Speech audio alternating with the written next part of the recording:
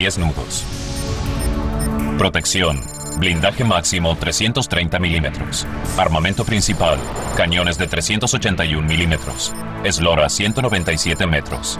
Tripulación 1190. El acorazado Queen Elizabeth fue lanzado en 1913 y fue el primero de un nuevo diseño de acorazados veloces que utilizaban petróleo en lugar de carbón. A principios del año 1916 se le unieron sus 4 buques hermanos: Barham, Malaya, Valiant y Warspite. El clase Queen Elizabeth contaba con 8 cañones principales de 406 milímetros y 6 secundarios de 152 milímetros, lo que lo convertía en la clase de buque de guerra más poderosa de la Primera Guerra Mundial. Si nos remontamos a los acorazados de la Primera Guerra Mundial, al ser tan avanzados, representaban el apogeo de ese diseño dentro de la Marina Británica. Durante los años 30 los buques fueron modernizándose. Pasaron a contar con una sola chimenea y estaban equipados con artillería antiaérea. Sus cañones principales podían lanzar proyectiles de 862 kilogramos a una distancia de más de 29.000 metros. Los Queen Elizabeth ya estaban listos cuando comenzó la Segunda Guerra Mundial con Alemania.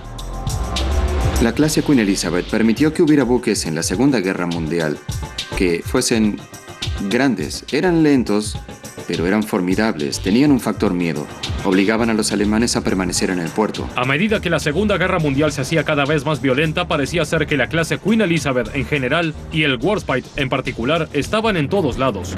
Durante la batalla del Cabo Matapán, en el mar Mediterráneo, el Warspite hizo historia cuando realizó el disparo de mayor alcance contra un barco de guerra enemigo mediante una plataforma de disparo móvil a 22.860 metros. Pero la clase Queen Elizabeth no era invencible.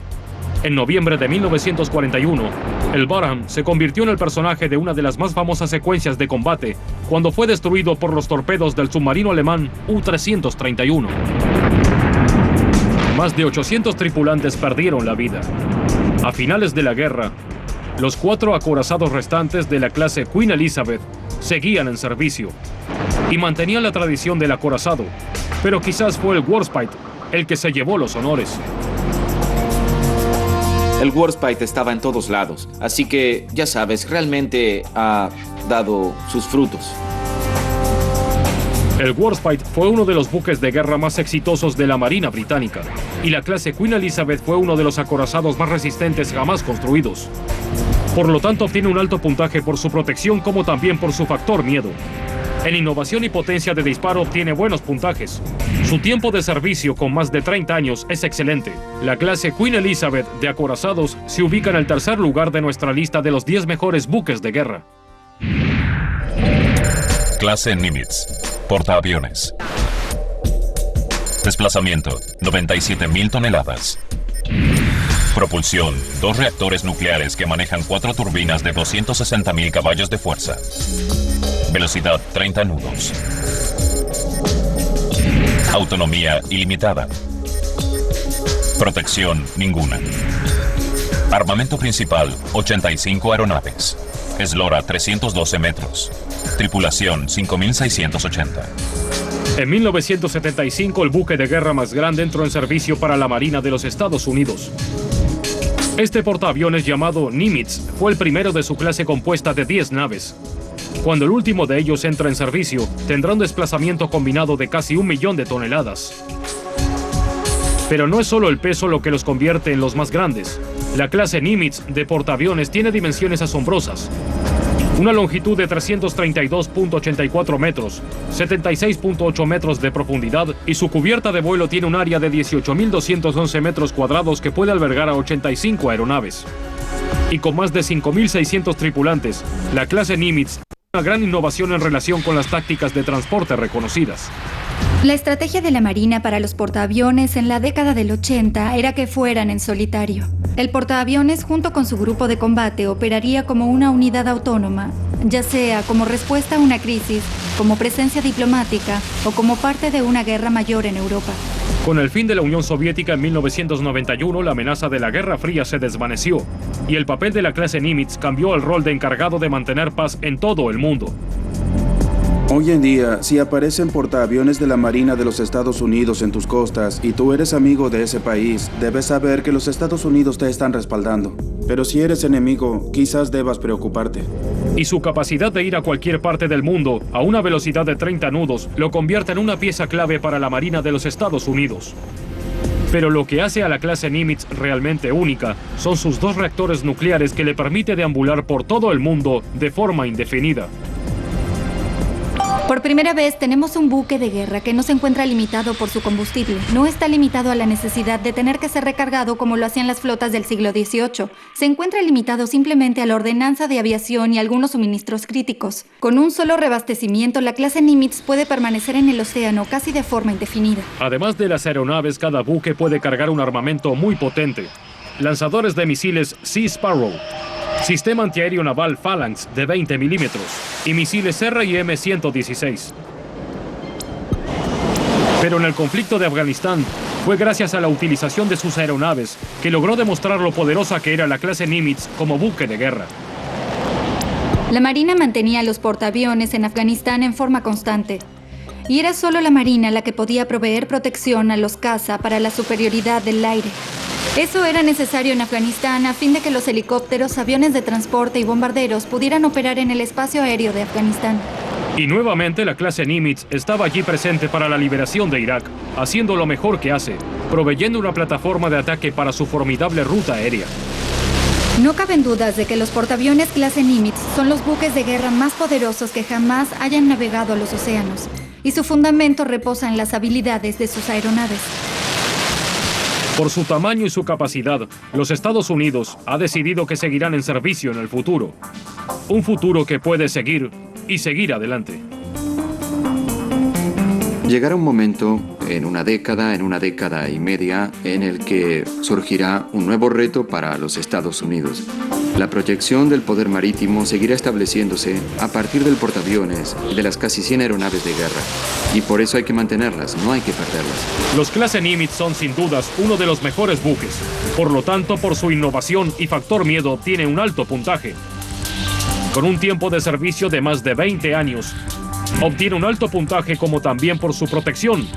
Pero es la potencia de disparo de sus 85 aeronaves la que se encuentra fuera de escala y lo coloca en el segundo lugar de nuestra lista de los 10 mejores buques de guerra. Antes de develar al buque de guerra número 1 de todos los tiempos, hagamos un breve recuento de nuestra lista. Abriendo la lista en el puesto número 10, el HMS Hood, el buque que se pensó invencible hasta que se encontró con el Bismarck. En el puesto número 9, el acorazado de bolsillo que atemorizó al mundo, el clase Deutschland Graf Spee. En el puesto número 8, el portaaviones clase Essex de la Guerra del Pacífico. En el puesto número 7, el buque favorito de Hitler, que generaba temor a donde sea que vaya, el Bismarck. En el puesto número 6, el eje de la flota naval de los Estados Unidos de la Segunda Guerra Mundial, el acorazado clase North Carolina. En el puesto número 5, los buques más pequeños pero portadores de un gran golpe, los destructores clase Fletcher de la Primera Guerra Mundial. En el puesto número 4 encontramos al clase crucero más sofisticado y poderoso del mundo, el Ticonderoga. En el puesto número 3, el clase Queen Elizabeth, participante de 2 guerras mundiales. En el puesto número 2, los buques más grandes y poderosos del mundo, los potentes portaaviones clase Nimitz. Llegamos al buque de guerra más grandioso de nuestra lista, que ha clasificado como el buque de guerra número 1 de todos los tiempos. El buque que lo ha hecho todo, el mejor de los mejores. Clase Iowa, acorazado. Desplazamiento, 57.450 toneladas. Propulsión, turbinas de vapor que accionan 4 hélices con una potencia de 212.000 caballos de fuerza. Manga, 33 metros. Velocidad, 33 nudos. Autonomía, 15.000 millas náuticas a 12 nudos. Eslora, 270 metros. Protección, blindaje máximo 457 milímetros. Armamento principal, 9 cañones de 406 milímetros. Tripulación, 1921. El 27 de agosto de 1942 se lanzó el USS Iowa en Nueva York. fue el primero de la clase Iowa de acorazados, una nave veloz y poderosa capaz de enfrentar a la temible marina japonesa. Con 9 cañones principales de 406 milímetros, 20 de 127 milímetros, 80 de 1016 milímetros y un blindaje máximo de casi 457 milímetros, el Iowa reunía todas las condiciones. El clase Iowa, por supuesto, tenía el beneficio de 2 clases ya probadas, el North Carolina y el Alabama, de quienes se pudo aprender a diseñar acorazados. En los 2 años siguientes, los buques hermanos del Iowa, el New Jersey, el Missouri y el Wisconsin, entraron en servicio. Cada uno era una poderosa fuerza a la que enfrentar. Comparado con los buques anteriores, es 46 metros más largo. En términos de diseño, un buque más largo y más angosto es más fácil de transportar en el agua, ya que virtualmente duplican su potencia, así que es simple física. Un buque con mayor potencia y más fácil de mover será más rápido. El Iowa estaba diseñado para navegar a 30 nudos más, a fin de poder estar a la altura del portaaviones clase Essex, que resultaba muy vital para la guerra del Pacífico. Algunos querían a un portaaviones escolta veloz, y este lo iba a hacer. Fue pura suerte que la Marina de los Estados Unidos haya llegado al lugar adecuado en el momento adecuado. Era un perfecto portaaviones escolta. Pero fue su armamento lo que lo hizo único. Los cañones de 406 milímetros del Mark VII podían lanzar proyectiles de 1224.7 kilogramos hasta casi 39 kilómetros. Pero este no se trataba de un proyectil común y corriente. Cuando se trata de penetrar un blindaje, existe algo llamado densidad frontal. No se trata solo del peso del proyectil, sino de la forma en que se trata de penetrar. El proyectil de 406 milímetros era un penetrador de blindaje tan bueno como el proyectil japonés de 460 milímetros. Casi ninguna batalla o invasión se iniciaba sin los Iowas.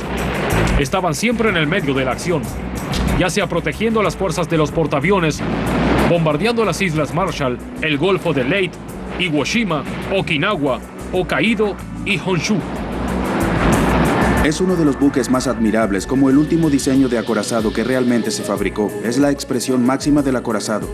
Los acorazados tienen la habilidad de intimidar al adversario. Incluso si desconoces acerca de los diseños de buques o sobre artillería, puedes sentir el poder que tiene este buque. En agosto de 1945, un Iowa, el USS Missouri, el buque más poderoso que tenía los Estados Unidos, fue el que logró la rendición de Japón en la bahía de Tokio. Un correcto tributo para este buque de guerra. Pero ese no es el final de la historia del Iowa. Luego de encontrarse fuera de servicio en la Segunda Guerra Mundial, volvieron a la acción en la Guerra de Corea. Luego de una nueva pausa, fueron devueltos al servicio activo para la Guerra de Vietnam. E increíblemente, a casi 50 años de su lanzamiento, se prepararon nuevamente para la Guerra Fría. Un motivo por el que los acorazados volvieron en la década del 80 fue porque los cruceros se habían utilizado por tanto tiempo que estaban agotados, desgastados, los de la clase de Mon. Así que los acorazados, que son buques que recorren cortas distancias, volvieron como reemplazantes de los cruceros. En 1991, los Iowas volvieron y entraron en acción durante la Operación Tormenta del Desierto. Esta vez, con la posibilidad de cargar misiles cruceros Tomahawk, que les otorgaban un disparo de 1.400 millas náuticas, además de misiles antibuque Harpoon de 70 millas náuticas y sus cañones de 406 milímetros. Este guerrero de la Segunda Guerra Mundial se había convertido en uno de los buques más poderosos del mundo. Entre todos los buques de guerra del mundo, creo que esta es la culminación de una raza.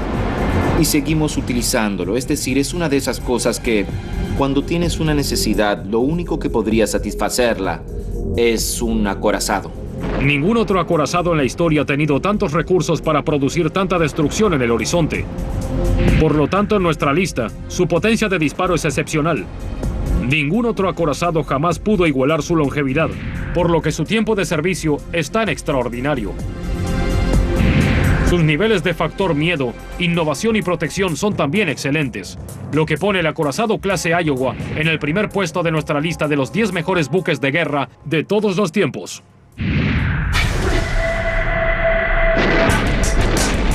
Aquí están los 10 buques de guerra que han cambiado el curso de la guerra naval y de la historia. Pero es su asombrosa potencia de disparo, su increíble velocidad máxima de 35 nudos, su blindaje muy superior y su tiempo de servicio de más de 50 años, lo que le otorgan al poderoso acorazado clase Iowa el título del buque de guerra más grandioso de todos los tiempos.